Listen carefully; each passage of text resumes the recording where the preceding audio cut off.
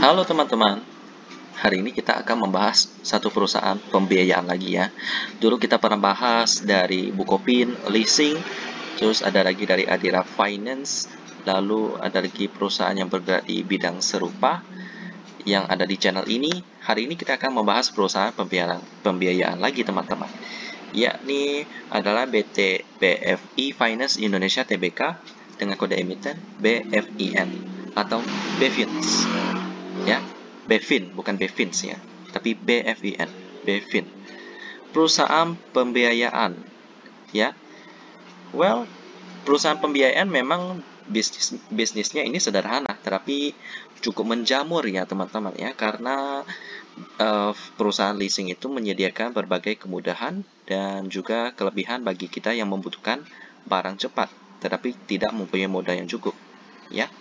Dan perusahaan leasing ini menyediakan kebutuhan tersebut. Mereka dapat memenuhi kebutuhan kita yang memerlukan aset tertentu tapi tidak punya modal yang cukup. Kita dapat mendapatkannya dengan beberapa perjanjian dengan bunga yang kita pinjamkan nanti harus kita cicil ya.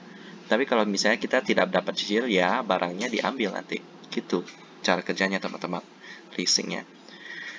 Well, kita akan melihat apa yang menjadi kelebihan daripada BFIN ini daripada perusahaan leasing lainnya ya. Karena kita tahu bahwa ekonomi sekarang mulai pulih. Aktivitas leasing akan kembali berjalan ya. Setelah tahun kemarin banyak sekali kredit yang macet teman-teman ya. Dan tentu saja BFIN ini terdampak bisnisnya. Kita akan melihat apakah dampaknya cukup parah terhadap keuangan daripada BFIN.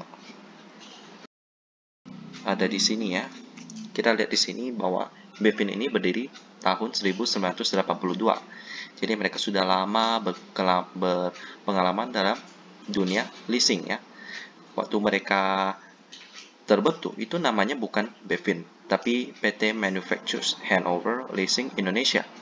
Merupakan perusahaan kongsi antara Manufacturers Handover Leasing Corporation dari Amerika Serikat dan pemegang saham lokal. Mereka juga merupakan perusahaan pembiayaan terlama di Indonesia sekaligus menjadi perusahaan pembiayaan pertama yang mencatatkan sahamnya di Bursa Efek Jakarta dan Bursa Efek Surabaya yang sekarang sudah bernama Bursa Efek Indonesia. BFI Finance juga melakukan penawaran umum perdana pada Mei 1990 dengan kode BFIN sampai sekarang ya teman-teman. Setelah menjalankan proses restrukturisasi utang akibat krisis keuangan 1998, mereka akhirnya berubah nama dari Manufacturers Handover Leasing Indonesia menjadi PT BFI Finance Indonesia Tbk pada tahun 2001. Dan saat ini 42,8% saham BFI Finance dimiliki oleh konsorsium Trinugraha Capital SA, yang antara lain terdiri dari TPG dan North Stars Group. Sisanya dimiliki oleh pemegang saham institusi lokal dan internasional serta pemegang saham publik. Ya. Lalu ini adalah perkembangan mereka seperti tadi yang kita sebutkan ya. Jadi bagaimana keuangan daripada BFI Finance ini sendiri, kita akan melihat sama-sama di RTI Business. Dan beginilah penampakan fundamental daripada BFI dari sisi RTI Business. Kita lihat di sini mereka selalu profit ya, dan juga rajin sekali bagi dividen ya. Dari tahun 2016, 2017, 18, 19, 20, 21 ya, tidak pernah absen teman-teman. Mereka IPO-nya juga cukup lama sebagai perusahaan pembiayaan pertama yang melakukan IPO di Indonesia teman-teman ya. Cukup menarik ya. Kita lihat di sini market cap-nya juga raksasa sekali, 16,77 triliun. Jadi termasuk senior dalam bidang perusahaan pembiayaan teman-teman ya. Mungkin ada teman-teman yang mengenal perusahaan yang satu ini karena di daerah saya, daerah Kota Singkawang, tidak ada perusahaan ini ya. Justru kebanyakan itu seperti Fifth Group dan juga ada Busan Finance, tapi kalau BFIN ini masih belum ada teman-teman ya. Kita lihat di sisi fundamentalnya, operating profit 1,6 triliun dengan net profit 796 miliar. Good, very good. Lalu di sisi valuasi PR-nya 15,79. Well, udah cukup mahal sih teman-temannya. Jadi kalau untuk saya investasikan ke sini, saya harus tunggu harganya lebih murah lagi. PBV-nya juga sudah cukup mahal, 2,3 kali. Lalu di sisi profitability-nya, operating profit margin 65%. Wow, very nice. Lalu net profit margin 32%. Nice.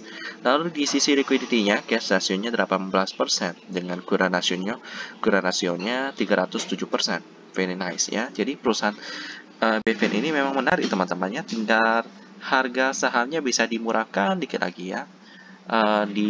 Bisa diturunkan sampai 660, maka BVN ini menarik banget buat saya ya. Tapi untuk sekarang saya akan wait and see dulu buat BVN ini sampai harganya lebih murah lagi. Atau mungkin kalau labanya meningkat lagi seperti pada tahun 2018 sampai 92, maka akan menarik banget teman-teman ya. Karena laporan kuartal ketiganya sudah keluar, harapannya hanya ada di kuartal keempat. Ya, tapi kalau masih belum ya kita wait dulu ya sampai tahun depan. Demikianlah tentang BVN, dan kita ketemu lagi di video selanjutnya.